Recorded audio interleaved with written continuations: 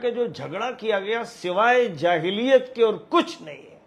امیر تو بہرحال تسلیم کیا جائے گا اور اس کو جو اختیارات حاصل ہیں وہ نصاب میں تبدیلی بھی کر سکتا ہے، وہ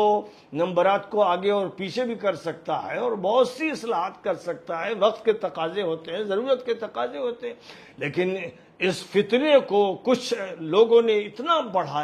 بڑھایا کہ جماعت ٹوٹ گئی، اور پھر جماعت میں ایسے غنڈے اور بدماش داخل ہو گئے جنہوں نے جماعتوں کو مسجدوں سے نکالا اور کسی پر وار کیا اور کسی کا سامان پھینکا، اور بنگلہ دیش جو مرکز تھا پوری دنیا کی جماعت کا، وہاں تو لوگوں کے قتل کیے گئے، لوگوں کو زخمی کیا گیا، ڈنڈے چلائے، بڑی بڑی لمبی داڑھی والوں نے جن کی سفید داڑھیاں تھیں وہ ڈنڈوں سے دوسرے ان لوگوں کو مار رہے تھے جن کی سفید داڑھیاں تھیں۔ یہ سارا منظر پوری دنیا نے دیکھا۔ اور ابھی جو تازہ بات سامنے آئی، اس سے پہلے تو بہت سی چیزیں ہیں، میں مسلسل بولتا بھی رہا ہوں، کہتا بھی رہا ہوں، اور مولانا سعد صاحب سے بھی ملاقات کر کے براہ راست گفتگو کر چکا ہوں، مولانا ابراہیم صاحب سے کر چکا ہوں، مولانا احمد لاٹ صاحب سے کر چکا ہوں، اور مسلسل اس کی کوشش کرتا رہوں گا کہ امت میں اتحاد ہو، امت میں جو مختلف مسلک رکھتے ہیں ان میں اتحاد ہو، اور رہ گئے ایک جماعت کے افراد وہ فریق بن جائیں۔ یہ سوائے جاہلیت کے کچھ نہیں ہے، کوئی بھی نام دیا جائے، کوئی تعویل کی جائے، یہ جاہلیت ہے۔ اور اب جو میں نے سنا کہ پاکستان میں مولانا طارق جمیل صاحب دامت برکاتہم کو مرکز میں بیان سے روکا گیا،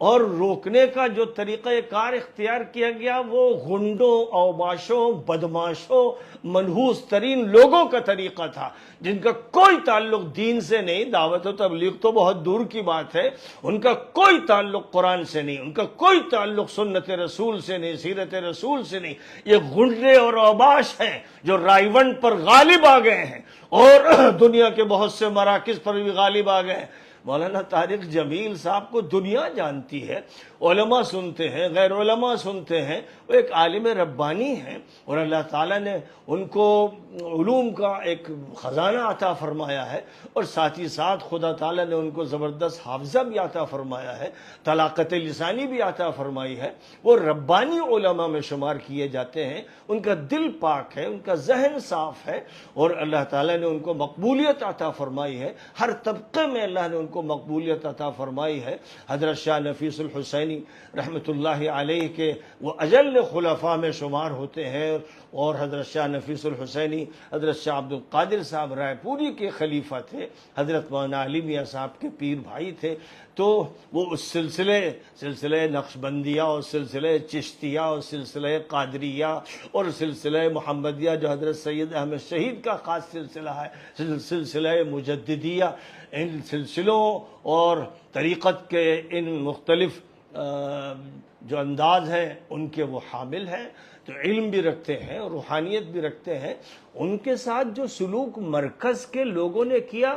اس سے بڑی کوئی غنڈہ گردی نہیں ہو سکتی ہے۔ میں آپ کے سامنے کہتا ہوں کہ پاکستان پر جو فوج مسلط ہے وہ غنڈے ہیں، اور جو پولیس مسلط ہے وہ غنڈوں کی پولیس ہے، اور جو حکومت ہے وہ جعلی، دھوکے باز، فراڈی حکومت ہے۔ پورا معاشرہ بگڑ گیا، یہاں تک کہ تبلیغ بھی بگڑ گئی، مرکز بھی تباہ ہو گیا۔ کیا چاہتے ہو لوگوں؟ تم سوائے عذاب الہی کے اور کسی چیز کے منتظر نہیں ہو۔ تمہیں معلوم نہیں کہ حضرت موسیٰ علیہ السلام فرعون کے چنگل سے جس بنی اسرائیل کی جس قوم کو لے کر جزیرہ نما سینا میں تشریف لائے، اس نے کتنا حضرت موسیٰ کو پریشان کیا، کتنا ستایا، بچھڑے کی پوجا میں بھی شریک ہوئے اور ذبح بھی کیے گئے، اور یہاں تک کہ آخری بات یہ تھی کہ حضرت موسیٰ علیہ السلام نے دعا مانگی کہ اللہ ان لوگوں کو ہم سے جدا کر دیجئے، ہمیں ان سے الگ کر دیجئے۔ وہ حضرت موسیٰ کے سب صحابی تھے، وہ حضرت موسیٰ کے ساتھ تھے، معجزے دیکھ رہے تھے، لیکن حضرت موسیٰ نے اللہ سے دعا کی کہ اللہ ان مجرموں سے ہمیں دور کر دیجئے، تو اللہ تعالیٰ نے یہ فرما دیا تھا کہ 40 سال تک اسی صحرا میں یہ بھٹکتے رہیں گے منحوس مجرم، اور یہ شہر القدس میں داخل نہیں ہو سکیں گے۔ تو یہ نبی کی بد دعا تھی۔ اسی طرح اگر علماء کو تنگ کیا جائے، صلحاء کو کیا جائے، 18 سال کی عمر سے جس شخص نے تبلیغ میں وقت لگانا شروع کیا اور وہ تبلیغ کا مرجع بن گیا، اور دنیا کے بر اعظموں میں اور ملکوں میں اور بڑے بڑے صوبوں میں جس نے تبلیغ کا غلغلہ مچا دیا، اور بے شمار ایسے لوگ جو تبلیغ سے مانوس نہیں تھے وہ تبلیغ سے مانوس ہوئے، ہزاروں نہیں لاکھوں انسانوں کو اللہ تعالیٰ نے مولانا کے ذریعے ہدایت عطا فرمائی، ان کو استعمال کیا گیا، اللہ نے ان کو وہ زبان دی، وہ دل دیا اور وہ طریقہ کار دیا جس نے لوگوں کے دلوں کو موہ لیا۔ ان کے ساتھ یہ ظلم کیا گیا کہ بیان نہیں ہونے دیا جائے گا، گاڑیاں کھڑی کر دی گئیں، گڈھے راستے میں کر دیے گئے۔ یہ بدماشوں کا کام ہے، بدبختوں کا کام ہے، مجرموں کا کام ہے، خبیثوں کا کام ہے، ان پر عذاب الہی لازماً آنا ہے، تم اپنی آنکھوں سے دیکھ لو گے، سن لو۔ اور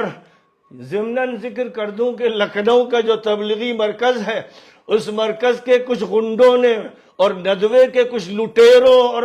کچھ حرام خوروں نے مداخلت کر کے مولانا توحید عالم ندوی کی تقریر رکوائی، جو 1 سال لگا کر آئے، اردن گئے، موریتانیہ گئے، مراکش گئے اور تبلیغ کا کام کیا اور مرکز کی رہنمائی میں کیا۔ وہ لکھنؤ میں ان کو تقریر کے لیے مدعو بھی کیا گیا، اور اس کے بعد کچھ لوگوں نے بدماشی کی، کچھ غنڈے اوباش جو اس جماعت پر مسلط ہو گئے ہیں اور اس جماعت کو تباہ کرنے پر تلے ہوئے ہیں، جو اندر سے اس کو توڑ دیں گے اور فرشتوں سے دور کر دیں گے اور یہ شیطانوں کی آماجگاہ بن جائے گی۔ اور حضرت مولانا الیاس صاحب رحمۃ اللہ علیہ کو جو اندیشہ تھا وہ اندیشہ پورا ہوگا۔ میں اس موقع پر مولانا سعد صاحب سے بھی یہ کہہ دینا چاہتا ہوں کہ یہ مت دیکھیے کہ شورا کے لوگ کیا کر رہے ہیں اور امارت کے لوگ کیا کر رہے ہیں، آپ ذمہ دار ہیں، آپ امیر ہیں جماعت کے، آپ پتہ چلائیے کہاں کیا ہو رہا ہے۔ اور لکھنؤ میں مولانا توحید عالم کی تقریر کو جن غنڈوں نے، بدماشوں نے، حرام خوروں نے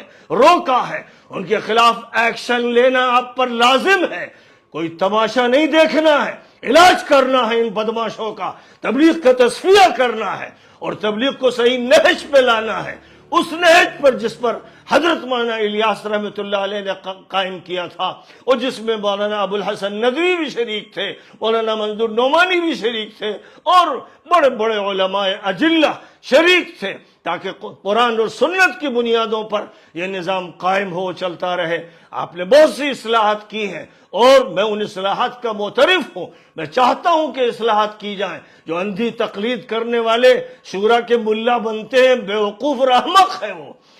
تبدیلیاں کرنی چاہیے، اصلاحات کرنی چاہیے، نیا نظام لانا چاہیے۔ تو بہرحال لکھنؤ کے تبلیغی مرکز میں جو غنڈہ گردی اور بدماشی ہوئی ہے، ہوتی رہتی ہے، تفصیلات تو مجھے معلوم نہیں ہوتی کیونکہ میں جانتا بھی نہیں، لیکن مولانا توحید عالم ندوی ایک معروف عالم ہے اور اللہ نے ان کو بھی طلاقت دی ہے، دین دیا ہے، دین کا فہم دیا ہے، اور وہ 1 سال لگا کر بیرونی ملکوں میں 1 سال لگا کر واپس آئے، اور پھر ان کے ساتھ یہ بدماشی کی کچھ غنڈوں اور حرام خوروں نے۔ اس لیے میں یہاں سے مولانا سعد صاحب سے کہتا ہوں کہ اس کی تحقیق کرائیں اور ایسے لوگوں کو مرکز سے دور ہٹا دیں کہ وہ قدم نہ رکھ سکیں، ایسے مجرم